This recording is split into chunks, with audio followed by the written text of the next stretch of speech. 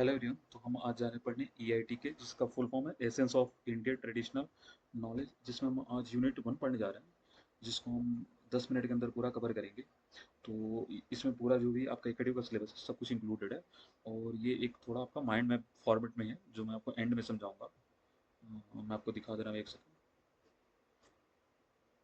ये रहा, इस माइंड मैप को मैं लास्ट में आपको समझाऊंगा और ये ईजी रहेगा लास्ट में आपको याद करने के लिए, ठीक है। तो चलो एक पहले टॉपिक से स्टार्ट करते हैं। इसमें टोटल 16 या 17 टॉपिक्स हैं जो कि पहले यूनिट में हैं, और जो इंपॉर्टेंट है वो भी आपको बताता आगे मैं, ठीक है। तो पहले यूनिट का नाम है आपका state, society and polity in ancient India. तो इसका पहला जो टॉपिक है, कॉन्सेप्ट ऑफ स्टेट। राज्य का कॉन्सेप्ट क्या था? स्टेट एक ऑर्गेनाइज्ड पॉलिटिकल सिस्टम है जिसमें रूलर, पीपल, टेरिटरी और एडमिनिस्ट्रेटर मिलकर सोसाइटी को कंट्रोल और मैनेज करते हैं। देखो, रूलर इसमें हो जाएगा, राजा हो जाएगा, प्रजा हो जाएंगे पीपल, टेरिटरी मतलब आपका जो फिक्स एरिया है, जो जियो पॉलिटिकल एरिया जो है आपका, ठीक है, वो हो गया। और एडमिनिस्ट्रेशन मतलब हो गया जो सिस्टम जो पूरा इम्प्लीमेंट होता है, जैसे मतलब जैसे अगर मतलब करंट में ले लो तो जो भी एडमिनिस्ट्रेटर है, जैसे आपका डीएम हो गए, एसडीएम हो गए, जो भी पुलिस वाले हो गए, ये सारे एडमिनिस्ट्रेशन में आते हैं, ठीक है। और इसका मेन एम क्या होता है? सिक्योरिटी प्रोवाइड करना, जस्टिस देना, पब्लिक वेलफेयर इंश्योर करना, ठीक है। तो ये आपका पहला टॉपिक जो है कुछ इस तरीके से है। फिर हमारा दूसरा टॉपिक है theory of origin of state. देखो, theory of origin of state मतलब हो गया जो स्टेट बनते हैं, जैसे पहले अपने हमने जो पढ़ा कि कॉन्सेप्ट ऑफ स्टेट, कि राज्य का क्या कॉन्सेप्ट है। तो वैसे किस तरीके से जो स्टेट बना उसके क्या क्या मतलब थ्योरी है। कि हम बेसिकली 4 टाइप की थ्योरी पढ़ेंगे, ठीक है। इवोल्यूशन थ्योरी, फोर्स थ्योरी, और आगे 2 और है जो आपको बता दूं। देखो, इवोल्यूशन थ्योरी में क्या कहता है? स्टेट एक नेचुरल प्रोसेस में धीरे धीरे डेवलप हुआ। जैसे मान लो पहले फैमिली हुई होगी, फिर फिर एक ट्राइब बना होगा, मतलब 2-3 फैमिली इकट्ठा होके जैसे अभी गांव बनते हैं वैसे हुआ होगा। फिर एक ऑर्गेनाइज स्टेट मतलब एक राज्य बना होगा, ठीक। जैसे मान लो पहले एक सिंगल फैमिली हुई, फिर एक बड़ी फैमिली, मतलब पूरा गांव बना, गांव से मिलकर पूरा एक डिस्ट्रिक्ट बना, जिसको हम स्टेट बोल रहे हैं यहाँ पे। इस थ्योरी के अकॉर्डिंग स्टेट किसी एक इवेंट से नहीं बना, बल्कि टाइम के साथ ग्रोथ हुआ। देखो, पहले छोटे छोटे जगह पे लोग होंगे, फिर उसके अकॉर्डिंग भी हमारा जो मतलब जो स्टेट है फॉर्म हुआ होगा। मान लो पहले कुछ लोग होंगे, फिर उसके उन लोगों से मिलकर कबीला बना होगा, और उन कबीले से मिलकर एक पूरा राज्य बना होगा, ठीक है। अब हमारा दूसरा थ्योरी कहता है force theory. Force theory basically ये कहता है जो पावरफुल होगा, देखो स्टेट पावरफुल लोगों को डोमिनेट डोमिनेट और फोर्स से बनाना, ठीक है। देखो, स्ट्रॉन्ग रूल्स ने वीक लोगों पर कंट्रोल करके अपनी अथॉरिटी स्टेब्लिश की। जैसे मान लो, जैसे कहते हैं ना आज के टाइम में डिक्टेटरशिप नेशन है, और जैसे नॉर्थ कोरिया हो गया तो आपका डिक्टेटरशिप नेशन आ जाएगा, ठीक है। तो उसके लिए हम क्या करते हैं कि इसको फोर्स थ्योरी में लेते हैं, कि मतलब वहाँ पे एक जो मेन राजा होगा उसके अंडर में जो पूरी प्रजा होगी, ठीक है। और हमारा आगे मिस्टिकल और डिवाइन थ्योरी। इसमें क्या होता है? किंग को गॉड का रिप्रेजेंटेटिव माना गया है और उसकी पावर डिवाइन होती है। जैसे मान लो आज के टाइम में तुम अगर कभी डिस्कवरी चैनल वगैरह देखो, जो पुराने टाइम होता था, तो वहाँ पे देखो क्रिकेट और ट्राइबल एरिया में जो होता है ना, अभी भी ये प्रथा चली आ रही है। उसमें जो राजा होगा उसको थोड़ा सा डिवाइन तरीके से और मिस्टिकल पावर वाला माना जाता है, ठीक है। तो ये हमारा मिस्टिकल डिवाइन डिवाइन थ्योरी हो गया। फिर आता है कॉन्ट्रैक्ट थ्योरी। कॉन्ट्रैक्ट थ्योरी में क्या होता है? लोगों ने अपनी सेफ्टी के लिए मिलकर एक रूलर अपॉइंट किया है। जैसे मान लो अभी जो हम क्या करते हैं, जो वोटिंग हमारे मान के चलो ना, हम इसमें अभी रह रहे हैं कॉन्ट्रैक्ट थ्योरी में, कि हम एक कॉन्ट्रैक्ट करते हैं कि भाई हम वोट देंगे और हमारा जो रूलर जाएगा वो हमारी सेफ्टी और प्रोटेक्शन को इंश्योर करेगा, समझे। तो ये जो 4 थ्योरी है इंपॉर्टेंट है, ठीक है। आपके पहले यूनिट में थ्योरी ऑफ स्टेट ओरिजिन, तो ये 4 थ्योरी है एकदम इंपॉर्टेंट, तो इसको याद कर लेना आप लोग। फिर हमारा तीसरा टॉपिक है स्टेजेस ऑफ स्टेट फॉर्मेशन। देखो, स्टेजेस ऑफ स्टेट फॉर्मेशन में आपको ये थोड़ा देखना पड़ जाएगा, क्योंकि इसमें डिफरेंट स्टेजेस हैं। देखो, ये आपको थोड़ा याद करना पड़ेगा। कुटुंब, कुल, जना, जनपद और महाजनपद। देखो, पहले क्या होगा? कुटुंब, पहले एक छोटा मतलब एक फैमिली आई होगी, ठीक है। फिर कुल, कुल मतलब क्लैन, मतलब जो कहते हैं ना कि हमारे कुल का आदमी है। कुल इन द सेंस जो आपकी कैटेगरी का, मतलब उस कुल का मतलब सेम क्लेन का आदमी है, ठीक है। आपको पड़ोसी होगा, आपके कुल का हो गया, ऐसे कहता है। फिर जनान, ट्राइब, मतलब बहुत सारे कुल के लोगों को मिलके एक लार्ज गैदरिंग बनना, तो वो ट्राइब हो जाएगा। जनपद, टेरिटरी बेस्ड सोसाइटी, मतलब जनपदा मतलब हो गया आपका कि एक बोलते हैं ना, आज के टाइम भी बोलते हैं कि ये मेरा जनपद है। जनपद इन द सेंस कि ट्राइब के लोगों को मिला के थोड़ा सा और बड़ा। और महाजनपद मतलब हो गया कि छोटे छोटे जनपद का मिला हुआ एक समूह, ठीक है। फाइनल स्टेज में प्रॉपर पॉलिटिकल सिस्टम डेवलप हो गया। जैसे मान लो महाजनपद के बाद से एक, भाई अभी बहुत बड़ा जनपद हो गया तो उसका एक किंगडम बनेगा, ठीक है। तो ये महाजनपद की टेरिटरी में आ गया। फिर आपका चौथा टॉपिक है किंगशिप, और बोल सकते हैं राजतंत्र। आपका चौथा टॉपिक क्या है? किंगशिप, और बोले तो राजतंत्र। तो किंगशिप का मतलब डिफिनेशन होगा, किंग स्टेट के हेड होते हैं जो गवर्नेंस और प्रोटेक्शन क्या जिम्मेदारी जिम्मेदार होता है, ठीक है। बेसिक कहने का मतलब ये, किंगशिप में किंगशिप ये हो गया कि जो किंग, एक राजा जो हो गया, वो स्टेट का एज अ गवर्नर होगा, और प्रोटेक्शन का मतलब वो जिम्मेदार होगा कि वो प्रोटेक्ट करेगा अपनी टेरिटरी को, ठीक है। ड्यूटीज क्या होता है? रक्षा करना, न्याय देना और धर्म। तीन चीज होते हैं, रक्षा, न्याय, धर्म, ठीक है, ये तीन चीजें हैं। फिर आपका अगला टॉपिक हो गया काउंसिल ऑफ मिनिस्टर, ठीक है, मंत्री परिषद, जिसको हिंदी में बोलो मंत्री परिषद, ठीक है। एक चीज आप लोग जान जाओ कि ईआईटी के पेपर में जो है, आपको ऐसा प्रॉपर इंग्लिश फॉर्मेट नहीं देगा, उसमें मिक्स ही देता है। ये पूछ लेगा कि एक्सप्लेन मंत्री परिषद, तो अब वहाँ पे आप हिंदी से ही आपको समझना पड़ेगा कि काउंसिलिंग ऑफ मिनिस्टर्स को मतलब कहा जा रहा है, ठीक है। तो इस चीज को आप ध्यान देना। फिर देखो काउंसिलिंग ऑफ मिनिस्टर का डिफिनेशन क्या है? राजा को डिसीजन मेकिंग में हेल्प करने वाली एडवाइजरी बॉडी। मान लो एक राजा के साइड में छोटे छोटे नहीं होते हैं जो मंत्री वगैरह होते हैं जो एडवाइस देते हैं, वही उसी को बोलते हैं काउंसिलर ऑफ मिनिस्टर। उसमें क्या होते हैं? एक पुरोहित होगा, एक सेनापति, एक अमात्यास। देखो पुरोहित जो हो गया रिलीजियस एडवाइजरी करेगा, सेनापति जो आर्मी हेड होगा, और अमात्या मतलब एडमिनिस्ट्रेटिव ऑफिसर, ठीक है। ये लोग मिलकर किंग को सही डिसीजन लेने में हेल्प करते हैं, ठीक है। ये हो गया। फिर आपका सिक्स टॉपिक है एडमिनिस्ट्रेशन सिस्टम। इसका डिफिनेशन है गवर्नेंस का स्ट्रक्चर सिस्टम जो स्टेट को इफिशिएंटली चलाता है। इसका मेन फंक्शन क्या होता है? एडमिनिस्ट्रेशन सिस्टम मतलब ये होगा कि लॉ को जो इंप्लीमेंट किया वो क्या क्या करेगा। देखो टैक्स कलेक्ट करेगा, लॉ और ऑर्डर को मेंटेन करके रखेगा, मिलिट्री, ट्रेड ट्रेड और रेगुलेशन, ये सारी चीजें जो है बना के रखेगा, ठीक है। और ये जो स्ट्रॉन्ग एडमिनिस्ट्रेशन होता है, स्टेबल स्टेट होता है, ठीक है। ये पॉइंट है, और ये जो मेन पॉइंट है इसको आप लोग को याद रखना पड़ेगा, ठीक है। फिर आगे बढ़ते हैं हम लोग political idea in ancient India. इसका डिफिनेशन क्या है? स्टेट स्टेट के मॉरल प्रिंसिपल जो गवर्नेंस को गाइड करते हैं, ठीक है। Political idea in ancient India में क्या है? देखो लोकनायक, वेलफेयर, पब्लिक वेलफेयर सबसे इंपॉर्टेंट है। फिर न्याय, जस्टिस भी है, धर्म मतलब मॉरल और एथिकल रूल। स्टेट का एम सिर्फ पावर नहीं बल्कि एथिकल गवर्नेंस भी होना चाहिए, ठीक है। ये जो पॉइंट मैंने लिखा हुआ है, ये आपको थोड़ा सा फोकस किया करो इस चीज़ पे, ठीक है। फिर हमारा आठवां टॉपिक है condition for welfare of society. देखो condition of welfare of society से मतलब क्या हो गया? पीस होना चाहिए। एक कंडीशन कंडीशन क्या क्या होगा एक सोसाइटी के वेलफेयर में? पहला peace, economical stability, justice system, ठीक है, और मॉरल वैल्यूज। ये जो चार पॉइंट है एक अच्छे सोसाइटी के वेलफेयर के लिए जरूरी है, ठीक है। एक देखो है सतपंग थ्योरी। सतपंग मतलब समझ जाओ सेवन लिंक्स ऑफ स्टेट, सात जो को।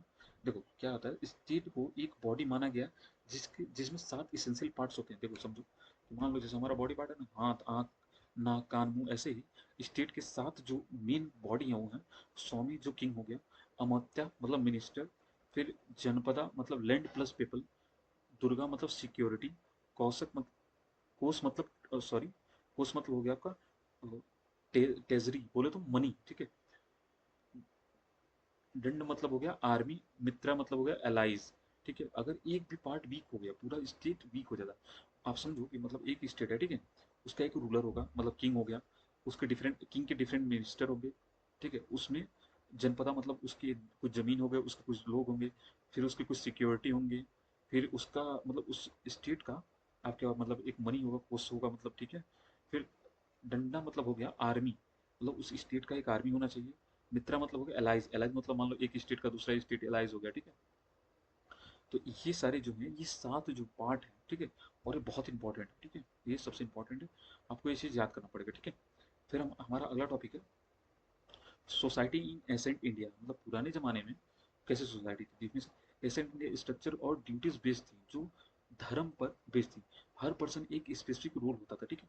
मान लो हमारा एसेंट इंडिया में देखा जाए तो पहले हम लोग अगर हिंदू धर्म के अकॉर्डिंग अगर हम लोग देखते हैं, ठीक है, तो हमारे टाइम पे पहले मतलब पंडित होते थे। पहले एक राजा था, मिनिस्टर हुआ, उसके आसपास मिनिस्टर हुए, मतलब जो सात ऊपर हम लोग बॉडीज पढ़े हैं वही सारी चीजें होती थी एंसेंट इंडिया में भी, ठीक है।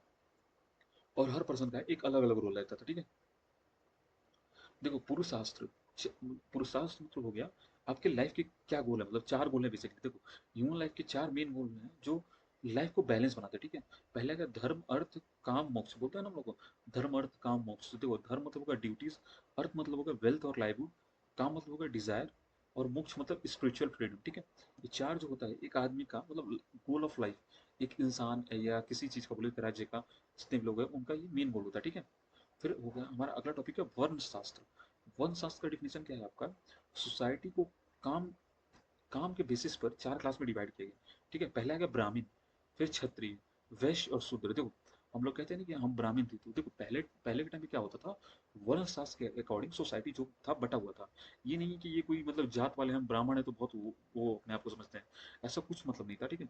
ब्राह्मण जो थे, ब्राह्मण उन लोगों को कहा जाता था जो नॉलेज और टीचिंग करते थे, ठीक है, जिनके पास नॉलेज होता था और वो पढ़ाते थे। और क्षत्रिय वो होते थे जो रूल करते थे और प्रोटेक्ट करते थे अदर लोगों को, ठीक है। जैसे आज मतलब सिंह वगैरह जो आज के टाइम पे कास्ट में। फिर वैश्य हो गया ट्रेड और एग्रीकल्चर के लिए, जैसे हमारे गुप्ता लोग हो गए और भी अदर कास्ट वगैरह हो गए। शूद्र मतलब हो गए जो सर्विसेज देती थे, ठीक है। जैसे जो नाई हो गए उस शूद्र की कैटेगरी में आ गए, जो लोहार हो गए वो भी शूद्र की कैटेगरी में आ गए, ठीक है, वो कुछ सर्विस देते थे। लेटर ये रिच कास्ट सिस्टम बन गया, ठीक है। लास्ट में रिच कास्ट सिस्टम बन गया था, ठीक है। फिर हमारा आ गया आश्रम सिस्टम, ठीक है। लाइफ को चार स्टेज में डिवाइड किया गया फॉर प्रॉपर लिविंग। देखो एक लाइफ को चार स्टेज में हम लोगों ने डिवाइड किया है, देखो ब्रह्मचारी, ठीक है, गृह शास्त्र, वन वन वन प्रथा, सॉरी वन प्रस्था एंड संन्यास। देखो ये आश्रम को चार सिस्टम में डिवाइड किया, देखो बेसिक आ जाए कि लाइफ को मतलब चार स्टेज में डिवाइड किया गया, ठीक है। पहला स्टेज आता है ब्रह्मचर्य मतलब एजुकेशन फेज, जिसमें इंसान ब्रह्मचर्य फेज में रहता है और एजुकेशन मतलब लेता है, ठीक है। फिर आता है गृहस्थ, गृहस्थ मतलब फैमिली और अर्निंग मतलब परिवार के साथ रहता है और कमाता है। फिर आता है वनप्रस्थ मतलब डी अटैचमेंट, मतलब सब कुछ छोड़ के बोलते हैं ना मोह माया त्याग दिया वही। और फिर संन्यास मतलब at the end spiritual life, मतलब संन्यास मतलब सब कुछ छोड़ देना और स्पिरिचुअल लाइफ की तरफ मूव कर जाना, ठीक है। फिर हमारा आता है मैरिज सिस्टम। इसके चार तरीके थे। मैरिज एक धार्मिक इंस्टीट्यूशन था और 8 टाइप में क्लासिफाई किया गया, ठीक है। और देखो इसमें 8 टाइप में जो क्लासिफाई किया गया है, चार तो एक्सेप्टेड है सोसाइटी के द्वारा, चार नहीं है। पहला आ गया ब्रह्म, देखो बेस्ट एजुकेशन ग्रूम को डॉटर देना, जैसे जो एजुकेशनल ग्रूम होता है मतलब जो लड़का होता है उसको अपनी बेटी देना। फिर है देविया, ठीक है, प्रिस्ट को देना रिलीजियस पर्पज से, ठीक है। जो होता है ना देविया मतलब हो गया प्रिस्ट को देना, जैसे आप अभी देखते हो जो जैन धर्म होता है जो लड़कियां होती हैं वो भी स्पिरिचुअल रास्ता, और हिंदू धर्म में भी होता है। लेकिन जैन धर्म में देखो वो अपना सब कुछ छोड़ ओढ़ के, जो जैन फैमिली वाले होते हैं कई कई लड़कियां अपने खुद से, और चाहे हिंदू धर्म में देख लो तो वो लोग वेदिया में चले जाती हैं। फिर अर्षा, अर्षा मतलब simple marriage with symbolic gift, ठीक है। फिर प्रजापत्य मतलब ड्यूटी बेस्ड मैरिज, प्रजापति मतलब हो गया ड्यूटी बेस्ड मैरिज, मतलब अगर राजा का लड़का है तो राजा के लड़के से शादी करेगा, सॉरी राजा का लड़की है तो राजा के लड़के से शादी करेगा, ऐसा करके। और चार जो है जो सोसाइटी द्वारा एक्सेप्टेड नहीं हुआ है, असुरा मतलब हो गया पैसे देकर ब्राइड लेना, ठीक है, पैसे देकर लड़की से शादी करना, जबरदस्ती करना, ठीक है। गंधर्व मतलब हो गया लव मैरिज, जो ये सोसाइटी एक्सेप्ट नहीं करती है। राक्षस मतलब हो फोर्सफुल मैरिज, ठीक है। और पैसे मतलब हो गया विदाउट कंसर्न, मतलब एक एज लिमिट नहीं होती है, ये बोलते हैं कि भाई 9 साल के लड़के से 64 साल का बुढ़ा शादी कर लिया, ठीक है, ऐसा करके। तो ये जो चार हैं जो एक्सेप्टेड नहीं है और बाकी चार जो है एक्सेप्टेड है। और फिर हमारा आता है जेंडर एज सोसाइटी कैटेगरी, ठीक है। Gender as society as social sorry gender as social category, ठीक है। Gender role role society define करता है बायोलॉजिकल से ज़्यादा, ठीक है। सोशल फैक्टर्स इंपॉर्टेंट होते हैं, ठीक है। जेंडर एज सोशल कैटेगरीज में जेंडर रोल सोसाइटी डिफाइन करता है बायोलॉजिकल से ज़्यादा, सोशल फैक्टर इंपॉर्टेंट होते हैं इसमें, ठीक है। वोमेन इन हिस्टोरिकल ट्रेडिशन, देखो औरतें जो हैं अलग अलग हिस्ट्री के ट्रेडिशन में कैसे रही हैं। देखो देखो वैदिक पीरियड में क्या हुआ, जो औरतें थी उनको इक्वल रिस्पेक्ट एजुकेशन मिलता था और पार्टिसिपेशन अलाउ था अलग अलग चीज़ों में, ठीक है। लेटर पीरियड में क्या हुआ, रिस्ट्रिक्शन इंक्रीजेस, फ्रीडम डिक्रीजेस, ठीक है। और वैदिक पीरियड में स्टार्टिंग में तो लड़कियों को मतलब पढ़ाना लिखाना सब कुछ अलाउ था, रिस्पेक्ट देना, हर एक चीज़ में इक्वल पार्टिसिपेट करते, लेकिन बाद में क्या हुआ, उन पर रिस्ट्रिक्शन इंक्रीज कर दी गई और फ्रीडम को डिक्रीज कर दिया गया। फिर अगला है चैलेंजेस फेस बाय वुमेन, देखो क्या क्या चैलेंजेस औरतों द्वारा फेस की गई हैं। पहला है, कहने का मतलब ये है कि पहले क्या हुआ, हिस्ट्री में जो वुमेन्स का जो ट्रेडिशन था वो तो वैदिक पीरियड में आपको पता ही चल गया, लेकिन इनके द्वारा चैलेंजेस क्या क्या फेस की कि इनको एजुकेशन का बाद में लैक हो गया, डेमो इकोनॉमिक डिपेंडेंसी बहुत वो हो गई, गड़बड़ हो गई, सोशल इनइक्वलिटीज भी बढ़ गई है, और पति पे निर्भरता शादी के बाद से उस पर ज़्यादा हो गई, ठीक है, ये सारी चीज़ें। देखो, four class four class classification क्या है, देखो ये वर्ण सिस्टम ही है। तो जो हमने वर्ण सिस्टम पढ़ा ना, ब्राह्मण क्षत्रिय वैश्य शूद्र, ये इसी को कहते हैं four class classification. Later caste system ब्रिज हो गया, ठीक, इसी को कहते हैं फोर क्लास क्लासिफिकेशन, मतलब ब्राह्मण क्षत्रिय वैश्य और शूद्र, ये ऊपर जो हमने पढ़ा, ठीक है, वही चीज। और देखो स्लेवरी इन एंशिएंट इंडिया, देखो पुराने टाइम में ऐसा नहीं है कि इंडिया में जो गुलाम नहीं थे लोग, पहले इंडिया में पुराने अंग्रेजों के आने से पहले भी स्लेवरी सिस्टम था। जैसे क्या होता था, स्लेवरी सिस्टम था जिसमें कुछ लोग दूसरों को काम कंट्रोल में रह के काम कराते थे। बेसिक कहने को मतलब देखो, वॉर कैप्चर, वो मतलब वॉर लड़ने के बाद से अगर एक राजा हार गया तो दूसरे राजा में वो कैप्चर करके उसके सैनिकों का अपने तरीके से यूज कर सकता था। डेब्थ मतलब होगा किसी कर्ज में, बर्थ मतलब हो गया क्या, जन्म मतलब मान लो एक गुलाम था, उसका लड़का पैदा हो तो वो भी गुलामी ही करेगा। स्लेवरी मिडिल थी और कुछ राइट भी मिलते थे उस टाइम में। माइल्ड मतलब स्लेवरी बहुत कम थी, लेकिन ये देखो अभी थ्योरी बेस्ड है, लेकिन बहुत ज्यादा स्लेवरी हुआ करती थी, ठीक है, और उसमें कुछ राइट के नाम पे कुछ नहीं मिलता था। तो हमारा यहाँ पे यूनिट खत्म हो गया, ठीक है। अब इसमें देखो मैंने क्विक रिवीजन के लिए आपके पास ये है, आप ये क्विक रिवीजन का अगर आप स्क्रीनशॉट ले लो, चाहे अगर आप ऐसे ही पढ़ने चाहो तो ये बहुत अच्छा रहेगा। देखो आपको क्विक रिवीजन के लिए देखो स्टेज कितने टाइप होते हैं, किंग, पीपल, थियोरिटी और एडिंग। फिर हो गया इवोल्यूशनरी, फोर्स, डिवाइन और कॉन्ट्रैक्ट, ठीक है। स्टेजेस मतलब होगा फैमिली, ट्राइब और स्टेट। संपत मतलब 7 पार्ट्स थे। पुरुषास्त्र मतलब 4 थे। वर्ण वर्ण आश्रम मतलब हो गया 4 वर्ण प्लस 4 आश्रम, ठीक है। मैरिज 8 टाइप की थी। वुमन रिस्पेक्ट और डिक्लाइन बाद में हो गया, और सिलेबरी बहुत कम थी, ठीक है। और ये तीन जो सबसे इंपॉर्टेंट क्वेश्चन है जो मैंने आपको बताए हैं, उसमें से सबसे इंपॉर्टेंट क्वेश्चन जो है ये तीनों हैं, ठीक है। जैसे सतपंग थ्योरी, फिर वर्ण और आश्रम सिस्टम, फिर ओरिजिन ऑफ स्टेट थ्योरी, ये जो है 3 क्वेश्चन बहुत इंपॉर्टेंट है, और आप ये करके जाओगे, ठीक है। और देखो हम लोग अब आते हैं इस पे, जो मैं आपको चीज़ बता रहा था, तो बेसिकली, ठीक है, कि हमने क्या क्या पढ़ा। तो आप इसका स्क्रीनशॉट ले लोगे तो आपको याद करने में जो यूनिट है बहुत ईजी हो जाएगा। देखो, state and society in ancient India, ancient मतलब एसेंट इंडिया में सोसाइटी और स्टेट कैसे कहते, देखो पहला था स्टेट ओरिजिन थ्योरी, हमने ये पढ़ा, पहला टॉपिक क्या था, स्टेट ओरिजिन थ्योरी। इसमें हमने क्या पढ़ा, देखो evolution theory, force theory, mystical theory और कॉन्ट्रैक्ट थ्योरी। फिर था संपत थ्योरी, 7 लिम्स ऑफ स्टेट, इसमें था सौम्य, अवस्था, जनपद, दुर्गा, कौसा, डंडा और मित्र, ठीक है। और फिर हमारा था सोशल स्ट्रक्चर, देखो कितने टाइप का, 3 टाइप का था, वर्ण सिस्टम, आश्रम सिस्टम और पुरुषास्त्र सिस्टम। देखो वर्ण सिस्टम क्या कहता, ब्रह्म ब्राह्मण, क्षत्रिय, वैश्य, शूद्र, ठीक है, ये 4 टाइप के थे।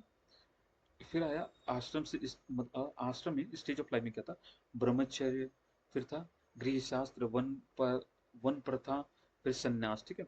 फिर हमने पढ़ा पुरुषास्त्र, लाइफ गोल्स क्या थे, धर्म, अर्थ, काम, मोक्ष, ये 4 थे, ठीक है। तो आप याद रखना सोशल सोशल स्ट्रक्चर से बेसिक समझो कि सब में 4 ही 4 है। वन शास्त्र, इसमें बस एक, इसमें देखो इसमें भी 4 पॉइंट है, इसमें भी 4 पॉइंट है, इसमें 4 पॉइंट है, ठीक है। फिर हमारा आया मैरिज एंड जेंडर, तो 8 फॉर्म्स के मैरिज होते थे, ब्रह्मा, देविदा, असुरा, प्रजापत्य, असुर, गंधर्व, राक्षस और वैश्य। देखो तो ये जो 4 थे, ये नीचे वाले जो 4 थे ये थे आपके, मतलब ये अलाउ नहीं थे, ठीक है, और ऊपर वाले 4 अलाउ थे, ठीक है। पोजीशन ऑफ वुमेन, वैदिक इक्वलिटी, पोस्ट वैदिक डिक्लाइन, फिर ब्रह्म ब्राह्मीण मतलब स्कॉलर्स, फिर हिस्टोरिकल चैलेंजेस, ठीक है। फिर है political administration, council of minister, stage of states and moral buoyancy and legal system, ठीक है, धर्मशास्त्र। तो ये हमारा जो था, हमारा पहला यूनिट यहाँ पे खत्म हो गया, ठीक है, जो ज़्यादा से ज़्यादा 20 मिनट लगा है, और इसमें कुछ है नहीं। लास्ट में आप ये जो आपका ये जो मैंने फ्लो चार्ट बना रखा है, आपको याद करना पड़ेगा, बस ये आप ट्राई करना, एक एक चीज़ बस एक बार पढ़ लोगे तो अधिकतर चीज़ें याद ही हो जाएंगी, ठीक है। That's all, thank you.